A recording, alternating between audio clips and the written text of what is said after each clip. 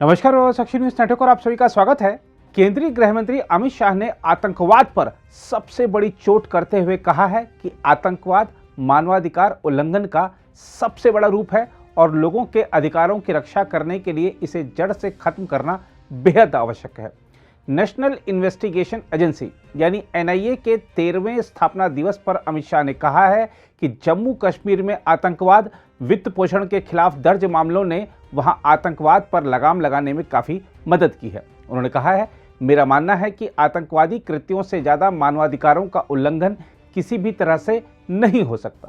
सुनिश्चित रूप से मानता हूं, मेरा हमेशा मानव अधिकार संगठनों से थोड़ा एंगल के बारे में झगड़ा भी रहता है।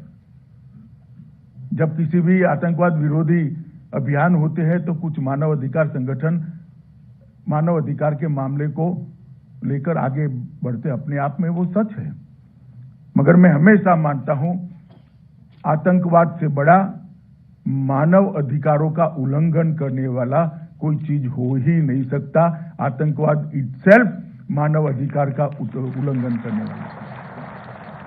तो आतंकवाद को नस्यत करना वो मानव अधिकारों के कॉन्ट्राडिक्ट नहीं हो सकता।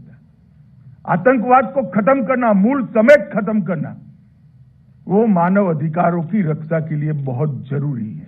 अनेक प्रकार के कठिन क्षेत्रों में एनआईए ने विगत 7 सालों में बहुत अच्छा काम किया। मैं विशेष उल्लेख करना चाहता हूं कि जम्मू कश्मीर का। जम्मू कश्मीर के क्षेत्र में आतंकवाद से लड़ना एक बात है, आतंकियों से लड़ना एक बात है, मगर आतंकवाद को जड़ समेत उखाड़ कर फेंक देना दूसरी बात है। और वो अगर उखाड़ कर फेंकना है तो टेरर फंडिंग की उनकी सारी व्यवस्थाओं को ध्वस्त करना पड़ेगा। 2014 में मोदी जी के प्रधानमंत्री बनने के बाद 18 और 19 में एनआईए ने टेरर फंडिंग के जो मामले रजिस्टर किए, उन्होंने, मैं विश्वास से कह सकता हूं कि आतंकवाद को जड़ से उखाड़ने में बहुत बड़ा सहायता किया है। टेरर फंडिंग पर आज तक हमारी एजेंसियों ने उनके अलग अलग तरीकों पर, निर्दोष दिखते तरीकों पर कभी भी आघात नहीं किया था। पहली बार 18 और 19 में एनआईए ने जो केस रजिस्टर किए, इसके कारण आज उनको पैसा मुहैया कराने वाले सरल रास्ते नहीं बचे हैं। हो सकता है कि किसी भी दुश्मन को समाप्त न कर पाए, मगर उसके रास्ते में दखल तो दे ही सकते हैं, उनका रास्ता दुष्कर तो बना ही सकते हैं। और ये काम एनआईए ने बहुत अच्छे तरीके से किया है। और जम्मू कश्मीर में ओवरग्राउंड वर्कर जो होते थे, उसके अभी 2021-22 में ढेर सारे केस एनआईए ने रजिस्टर किए हैं और उनके स्लीपर सेल को ध्वस्त करने में बहुत बड़ी भूमिका निभाई है। इससे उनके लॉजिस्टिक्स और हथियारों के सप्लाई दोनों पर एक कठोर आघात हुआ है। और जो आतंकवाद की मदद भी करते थे और समाज में सम्मान के साथ जीते थे, ऐसे सभी लोगों को आज अपनी पहचान एक्सपोज करने के लिए एनआईए ने मजबूर किया है और उनको कानून की अदालत में ले जाकर खड़ा किया है। मैं मानता हूं ये बहुत बड़ी बात है। वामपंथी उग्रवाद में भी, बारूद और रसद मुहैया कराने में भी एनआईए ने शुरुआत की है और विशेषकर टेरर फंडिंग के साथ साथ वामपंथी उग्रवादी संगठनों के भी फंडिंग को, इसके मूल तक पहुंचने के कुछ केस एनआईए को दिए गए। मुझे आशा है कि जम्मू कश्मीर की तरह इसमें भी बड़ी सफलता मिलेगी।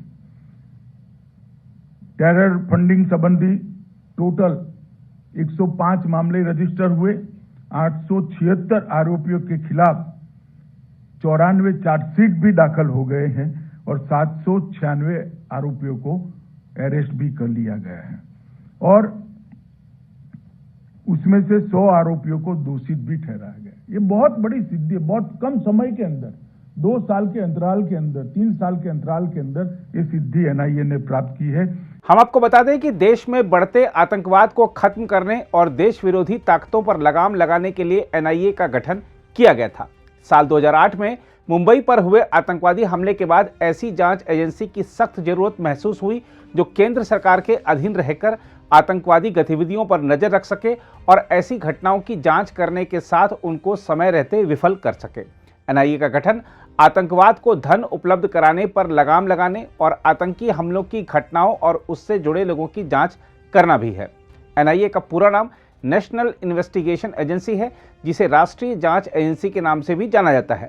एनआईए का गठन 31 दिसंबर साल 2008 को भारत की संसद द्वारा पारित अधिनियम राष्ट्रीय जांच एजेंसी विधेयक 2008 के अंतर्गत किया गया था। इस संस्था के पहले महानिदेशक राधा विनोद राजू थे, जिनका कार्यकाल 31 जनवरी 2010 को समाप्त हुआ। एनआईए का काम देश में आतंकवादी गतिविधियों को रोकना और भारत में आतंकवाद को समाप्त करना है। भारत सरकार से इस संस्था को कई विशेष अधिकार मिले हुए हैं। इसमें आतंकवादी गतिविधियों में संलिप्त पाए जाने वाले लोगों पर ठोस कार्यवाही करके उनकी संपत्ति तक सीज करना और उस व्यक्ति या संगठन को आतंकवादी घोषित करने का अधिकार भी है।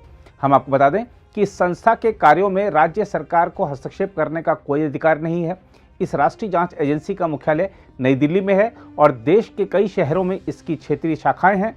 वाकई इस एजेंसी ने 13 वर्ष का जो अपना अब तक का इसका कार्यकाल है उसमें असीम सफलताएं हासिल की हैं।